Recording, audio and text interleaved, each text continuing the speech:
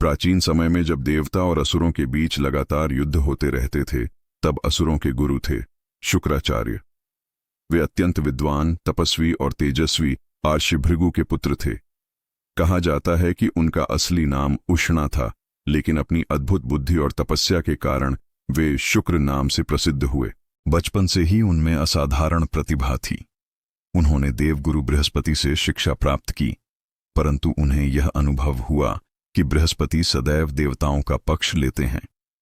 तब उन्होंने निश्चय किया कि वे असुरों को ज्ञान देंगे, ताकि देवता और असुर दोनों में संतुलन बना रहे। शुक्राचार्य ने महान तपस्या की।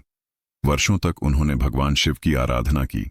उनकी तपस्या से प्रसन्न होकर शिव ने उन्हें एक अद्भुत वरदान दिया, मृत संजीवनी विद्या, अर्थात ऐसी विद्या जिससे मृत प्राणी को भी पुनर्जीवित किया जा सकता है।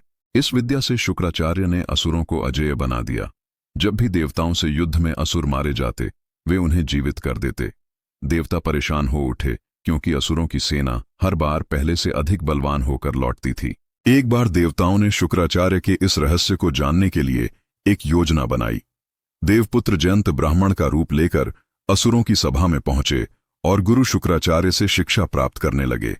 लेकिन शुक्राचार्य को उनकी मंशा का आभास हो गया। वे तुरंत पहचान गए कि यह देवपुत्र हैं और उन्होंने उसे बाहर निकाल दिया। शुक्राचार्य अत्यंत सिद्ध पुरुष थे।